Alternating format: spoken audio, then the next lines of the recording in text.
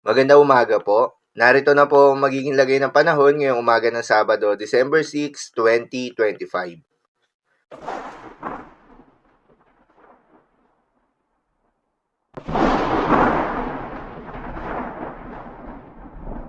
Sa kasalukuyan na tayo sa pag-asa, ang bagyong Wilma nga ay patuloy na kumikilos ng mabagal sa may dagat silangan ng Eastern Visayas. Uli itong namataan sa laing 135 kilometers east ng Borongan City, Eastern Samar. Taglay ang lakas ng hangin na umaabot sa 45 kilometers per hour malapit sa gitna at pagbugso na umaabot sa 55 kilometers per hour. Kumikilos ito ng mabagal.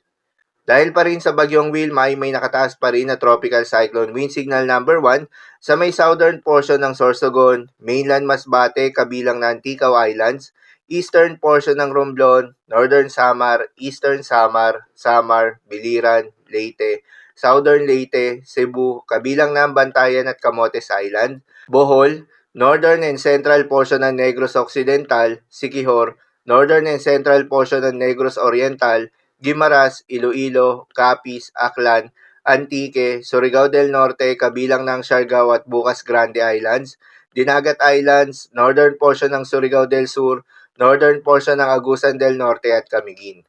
May mga lugar rin na posibleng makaranas na pabugso-bugso ng hangin na hindi nakasailalim sa tropical cyclone wind signal na dulot naman ng northeast monsoon o hanging amihan. Kabilang dyan na malaking bahagi ng Luzon at Visayas.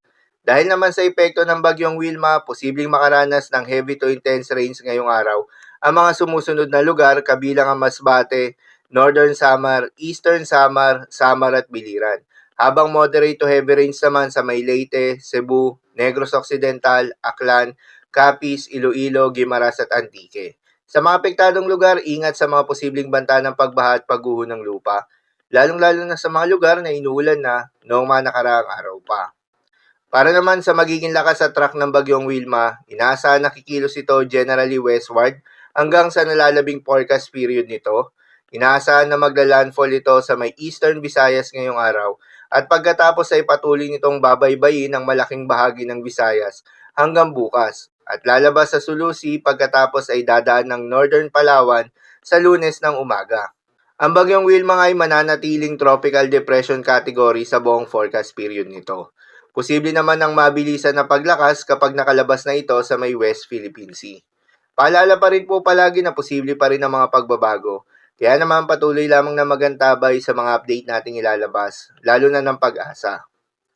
Para naman sa magiging lagay ng mga dagat baybayin, ayon sa pag-asa ay may nakataas pa rin tayo na gale warning sa may northern coast ng Quezon, Camarines Norte, northern coast ng Camarines Sur, northern and eastern coast ng Catanduanes, eastern coast ng Albay, eastern coast ng Sorsogon, northern and eastern coast ng Northern Samar, eastern coast ng Eastern Samar, eastern coast ng mainland Cagayan, Isabela at Aurora. Kapag ganitong may gale warning, pinapayuhan ng ating mga kababayang mangingisda. At yung may mga maliliit na sasakyang pandagat na huwag munang pumalaot sa mga nasabing seaboards. Dahil inaasahan pa rin yung maalon hanggang sa napakalon na karagatan. So, lamang po para sa lagay ng panahon ngayong araw ng Sabado. Keep safe, everyone.